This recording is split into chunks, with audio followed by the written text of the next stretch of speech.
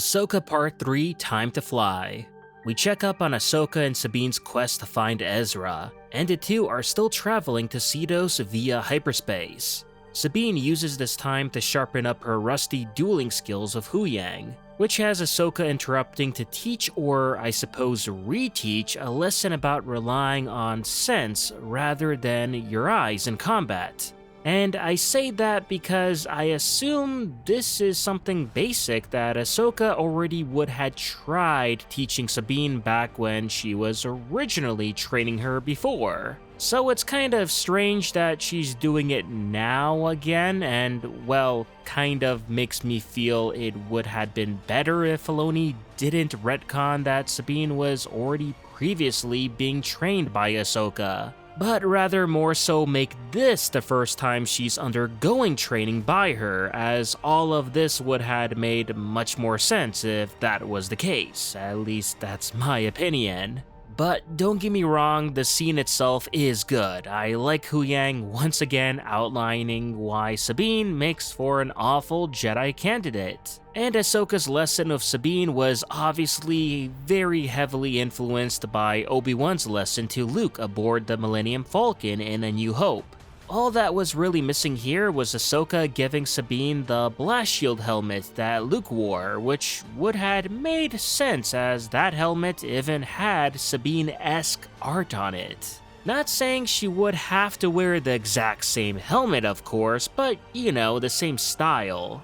Sure, she did wear something similar like that here, but it was instead this strange, Japanese-inspired looking helmet. Which, yeah, I know Filoni wants heavy samurai influence in this series and all, and that can definitely be done when subtle or done right. But this felt somewhat forced to me, just way too obvious. Like, why does Ahsoka even carry such helmets in her ship? Heck, why does the interior of the T6 look like a futuristic Japanese dojo or even carries the equipment you'd expect to find in such a dojo? Was Ahsoka trying to be edgy when she was equipping the T6, or is she just a massive fan of samurai movies? Either way, again, it all is feeling too forced for me. Not to say I didn't like it, but yeah, it doesn't make it any less forced. Elsewhere, we see Hera approach some New Republic senators, including Mon Mothma, with the plan to get support from the fleet to check out the Denab system where Seatos is located.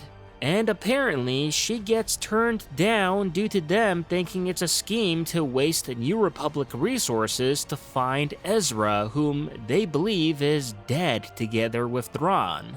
Now, I'm a bit mixed on this scene, as for starters, as someone who's a big fan of the New Republic, I'll always get giddy seeing the New Republic fleet on screen, as well anything New Republic military or Navy related, period. So this already started on a good note for me, a very, very good note.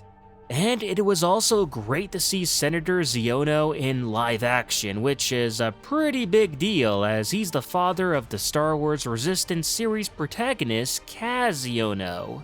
Which, let me throw this in, but that's a good show too, and like Clone Wars and Rebels, it gets way better after the first couple of episodes, especially Season 2, where Kaz's character gets a lot more serious than before.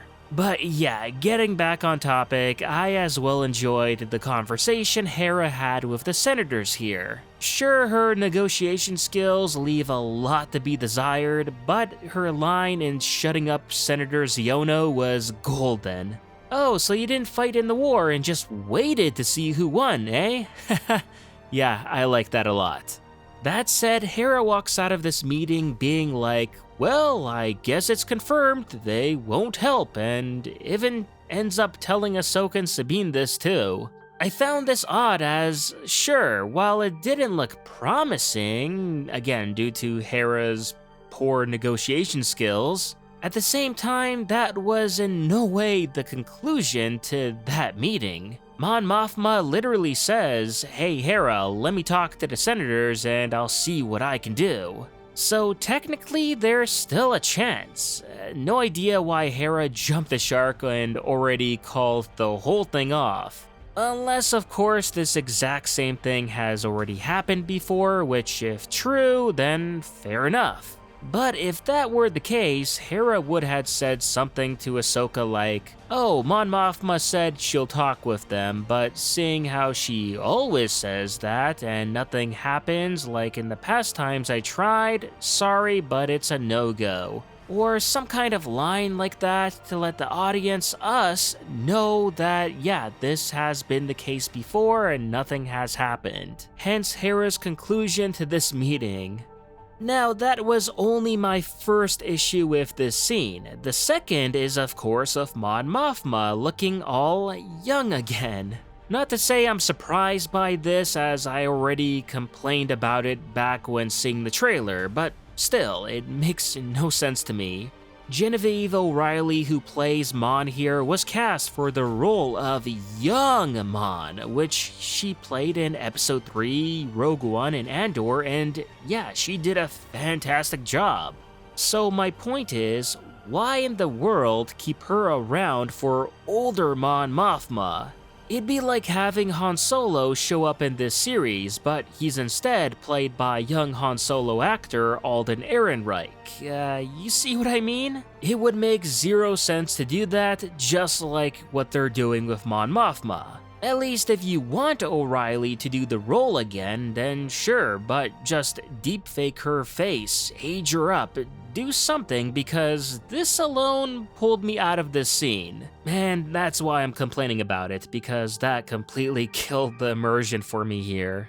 Now on the bright side, we finally do get to see Jacen Syndulla in live action. And, well, he looks different than how I'd expect him to look like. Sure, he's got the green hair, but he's got black eyebrows and brown eyes, which should be instead green eyes and blue eyes like he had in Rebels. Which does not seem to be the case here, so yep, even Jacen's appearance is retconned, with Filoni once again retconning his very own work. I'm just gonna go ahead and assume this means that human Twi'lek halflings have the color of their eyes and brows change to a darker color as they age. As otherwise, it doesn't make any sense. That said, I did find it funny he told Hera that he wants to be a Jedi, and well, to me he kinda also looks like a young Kylo Ren with that haircut. Which, to be fair, had they let this actor keep his natural black hair and just call him Ben Solo, I would have sooner bought that than this. Meanwhile, Ahsoka and Sabine arrive in the Denab system, and as they approach Seatos, they're attacked by Hati, Marrok, and Morgan's goon starfighter squad. It goes without saying that this dogfight segment is the creme de la creme of this episode. The visuals look great, it's fun to watch, and it's lengthy. So there's no rush from the director Steph Green to end this prematurely or anything like that. It just goes on, and it's an awesome time. But even then, it's not perfect and it does have some issues. I did find it funny how despite Shin always playing it cool and tough, herself and her squadron are borderline useless in this fight. No, literally, they absolutely don't do anything, not even enough damage to the T6's shields to worry Ahsoka or Huyang enough to mention them. Then when the T6 is actually hit hard by the turbo lasers from Morgan's Ring of Sion, Shin then has the gall to act all cocky to her by saying, "Congrats Morgan, you almost got them, but I'll take it from here." Shin, you're clearly nowhere near as good of a pilot as you think you are. You had 6 starfighters and failed to put any meaningful damage on a big target that is the T6. Not sure why she's so cocky, but it was laughable here. However, we know that she and Marrok would survive this no matter what, as, come on, imagine had one of them died randomly in space here. That would suck. Oh, and yeah, Ahsoka taking on Shin's squadron all by herself with her lightsabers in space and even destroying one of them, not only again goes to show how bad Shin and Marrok are as pilots, but also how badass Ahsoka is too. It was insane seeing her take on starfighters in space with her lightsabers, and I honestly loved how this played out in live action. We've seen this done before already in both Clone Wars and Rebels, so I'm glad to see it done in this medium too. Not to mention the small little detail of having the Galactic Republic symbol on Ahsoka's spacesuit, which would suggest that this is something she picked up straight from the Clone Wars era. Nice. In their escape from Shin's squadron, the T6 manages to enter Seatos, and to everyone's surprise, a pod of Purrgil appear. And yes, live-action Purrgil hit differently. At first, they were kind of goofy-looking animated in Rebels, but in live-action, they look believable and intimidating. Now, Sabine not freaking out when seeing the Purrgil makes sense as she saw them before, but tell me, how did Ahsoka not freak out? Instead, she looks happy to see them, which I don't know, but to me is a very weird reaction from someone who's unexpectedly seeing Purrgil for the very first time.